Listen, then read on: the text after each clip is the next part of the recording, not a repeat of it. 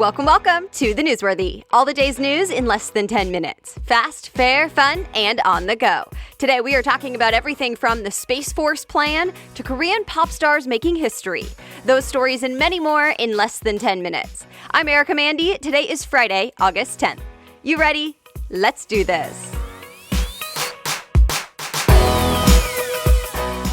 More calls for a new Space Force, as in the Air Force, but for space. Vice President Mike Pence laid out the plan this week to create the new military branch by the year 2020.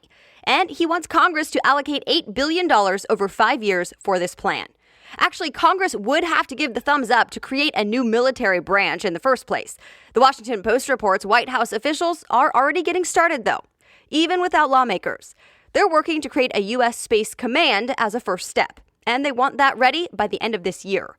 They're also going to start pulling space experts from other military offices to start buying and developing new tech for this.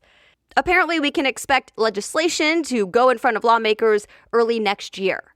President Trump's tweet about all this, quote, Space Force all the way. This isn't really a new idea, but we have heard about it a lot more lately. The idea is to prep the U.S. to deal with an increasing number of threats in space. Critics say it's too expensive and too much of a distraction. If you want to hear a bit more about this topic, we actually did an interesting Thursday interview segment about the Space Force back on June 21st. You can find that episode by going to thenewsworthy.com and typing Space Force, 2 words, in the search box, or just look for the June 21st episode. Speaking of space, NASA's newest spacecraft will get closer to the sun this weekend than any other human-made anything. The Verge reports it'll get just 4 million miles away from the sun. And of course, it'll be hot, with some particles that can reach, wait for it, 3 million degrees Fahrenheit. So it needs some serious protection with a shield and a whole cooling system inside. The new spacecraft is the size of a car and is called the Parker Solar Probe. The point of the mission? Try to solve some sun-related mysteries, like why that area of the atmosphere is actually hotter than the surface of the sun. The spacecraft heads to the center of our solar system this Saturday morning. This Sunday marks 1 year since the violent white nationalist rally in Charlottesville, Virginia. ABC News reports the Virginia governor has declared a state of emergency now to have extra resources on hand throughout the weekend. The National Guard will even be ready in case violence breaks out in and around Charlottesville and outside Washington, D.C. CNN says authorities faced backlash last year for not having enough resources on hand. Already this year, several protests and parades are planned throughout the weekend. Remember, there were hundreds of counter-protesters at the so-called Unite the Right rally last year, and a car rammed into them, killing activist Heather Heyer. 1 year later, there's a nonprofit in her name now. NPR reports it provides scholarships to students who want to study positive, nonviolent social change. So actually, the real death toll from Hurricane Maria in Puerto Rico was 20 times that of the official toll announced a while back. The government in Puerto Rico is now acknowledging the new number with a report posted online. It says more than 1,400 people died in the hurricane's aftermath, much more than the original official count of just 64. The new report happened because quite a bit of backlash about that original number, including a New York Times report in December that said, no way, it's just 64. Especially considering months of a power outage after the hurricane. Another study about this is underway now. The government says it'll update the official numbers depending on what that study finds. Stay tuned. The First Lady's parents are now officially U.S. citizens. They were sworn in yesterday. The AP says they've been living in the U.S. already as permanent residents. Melania Trump sponsored their green cards. Their lawyer says they applied on their own and didn't get any special treatment. In fact, reports say they used a part of the immigration system that President Trump is actually trying to get rid of.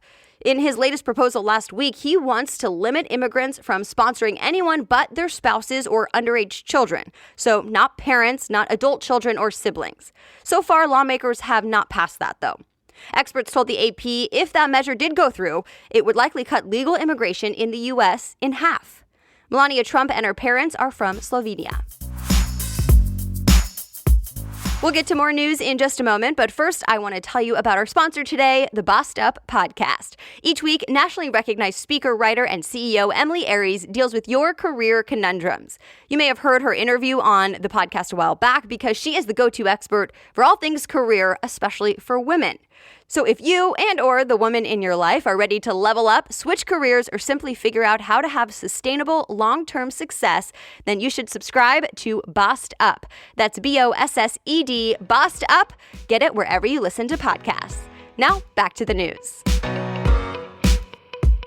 A major media merger is dead and now involves a $1 billion lawsuit. It's Tribune Media suing Sinclair Broadcasting. Tribune owns 42 TV stations across the country. Sinclair is the largest TV broadcasting company with 193 TV stations. Originally, the plan was for Sinclair to take over Tribune, but now Tribune is saying never mind. That Sinclair was overly aggressive with the Justice Department and FCC trying to get approval for the deal. But Sinclair says the lawsuit is ridiculous. Variety reports the merger would have combined two of the country's largest broadcasters, which critics say would hurt competition. And that's the reason the FCC wasn't really on board anyway. Amazon is taking another step in the healthcare space, this time to test out actual healthcare clinics. CNBC reports Amazon will open primary care clinics for a small set of employees at its headquarters in Seattle, and it'll happen later this year. And then Amazon hopes to expand the pilot program next year. Amazon has said it wants to figure out a way to bring down health costs in the U.S., and this test will be part of that. Remember, Amazon teamed up with JPMorgan Chase and Berkshire Hathaway to try and create a new healthcare system. But Amazon is not the only company doing something like this. CNBC says Apple is developing clinics for its employees as well. Pre-orders officially begin today for Samsung's newest phone, the Galaxy Note 9. The Verge says the phone has, quote, the best specs you'll find in any flagship Android phone. The report says it has a bigger screen and its S Pen, although it says it does feel like a giant phone in your hand.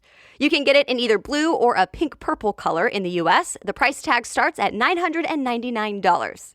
Also of note, the new Galaxy Watch. It's set to be available in the U.S. August 24th.